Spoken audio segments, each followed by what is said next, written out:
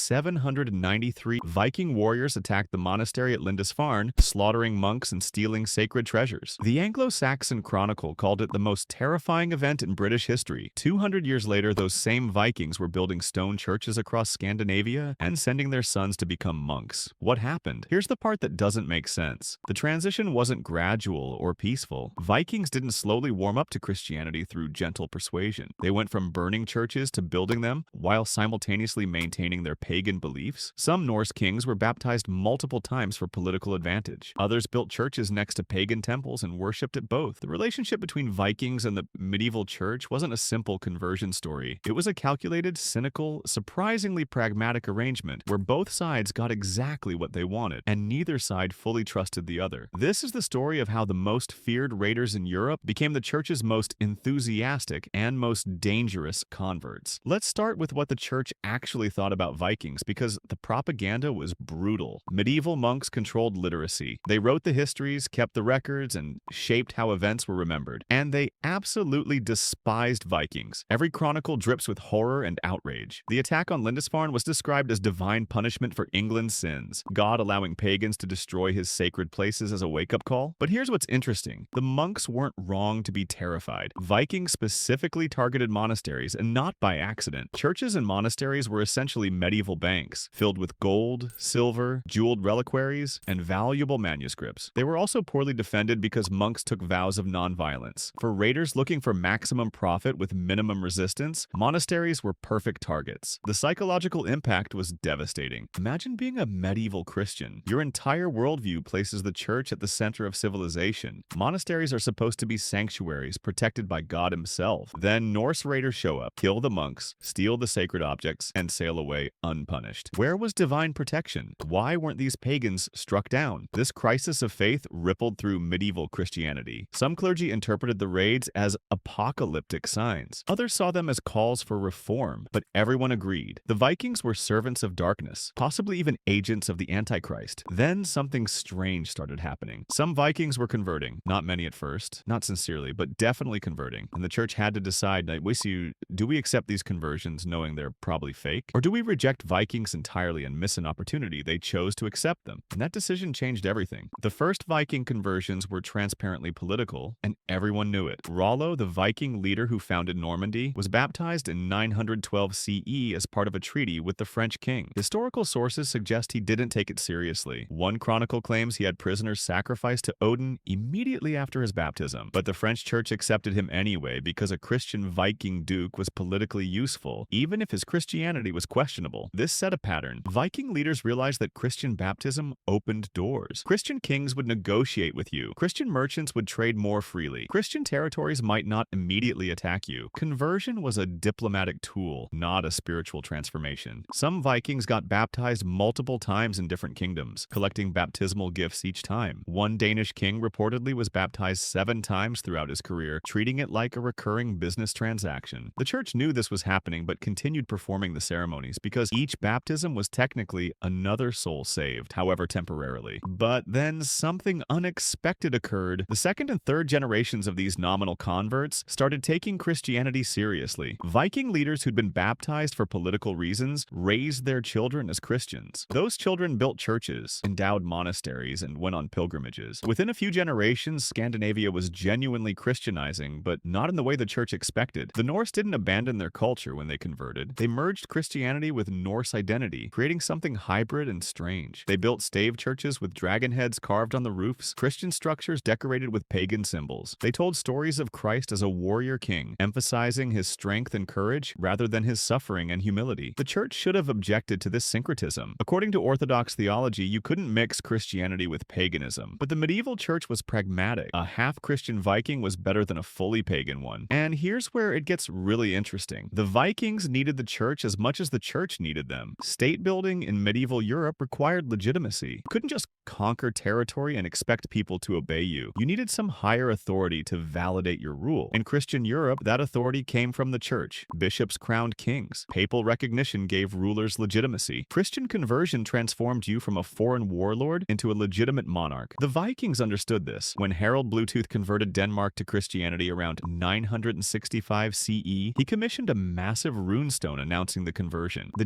spelling stone became Denmark's birth certificate, physical proof that Denmark was now a Christian kingdom, part of European civilization, not just a collection of pagan tribes. This mattered enormously for trade and diplomacy. Christian kingdoms were less likely to attack other Christian kingdoms. Merchants operated more freely within Christendom. Legal systems were often tied to church authority. Converting meant joining an international network that spanned from Ireland to Constantinople. But accepting Christianity also meant accepting Christian rules, and this is where tensions emerged. The church wanted to control marriage. Under pagan Norse law, men could have multiple wives and divorce easily. Christian law demanded monogamy and made divorce nearly impossible. This wasn't just about sex. It was about inheritance, alliances, and political power. Norse nobles used marriage to build networks of loyalty. The church's marriage rules threatened that entire system. The church also opposed traditional Norse practices like blood feuds and ritual sacrifice. Christianity preached forgiveness and turning the other cheek. Norse culture valued honor and demanded vengeance for wrongs. These weren't compatible worldviews. Newly Christian Vikings simply ignored the rules they didn't like. They'd attend church on Sunday, then conduct blood feuds on Monday. They'd get Christian burials but include grave goods for the afterlife, hedging their bets between heaven and Valhalla. The church's response to this selective Christianity was surprisingly flexible, and it reveals something important about medieval power. Rather than demanding immediate total compliance, the church played the long game. They sent missionaries who were willing to compromise. They trained local clergy who understood Norse culture. They built churches slowly, establishing a physical presence before pushing theological purity. The strategy worked because the church offered something Vikings desperately wanted: literacy and administrative capability. Running a kingdom requires record-keeping, legal documentation, and diplomatic correspondence. In the early medieval period, the church monopolized literacy. Monks were the accountants, scribes, and archivists. If you wanted a functioning state, you needed the church's educated personnel. Viking rulers who converted gained access to this administrative infrastructure. Christian bishops became royal advisors. Monasteries became centers of learning. Churches became nodes in a communication network that spanned Europe. But this created a bizarre power dynamic. The church needed Viking converts to expand Christianity. Vikings needed the church to legitimize their rule and run their kingdoms. Both sides knew the other was using them. Both sides accepted it because the arrangement was mutually beneficial. The result was a version of Christianity that would have scandalized Roman theologians. Norse Christians believed in Christ but also half-believed in the old gods. They built churches but decorated them with pagan imagery. They followed Christian law in public while maintaining Norse customs in private. Archaeological evidence from this period is wild. Graves contain both crosses and Thor's hammers. Churches have runic inscriptions mixing Christian prayers with appeals to Norse gods. Coins show Christian symbols on one side and pagan symbols on the other. This wasn't confusion.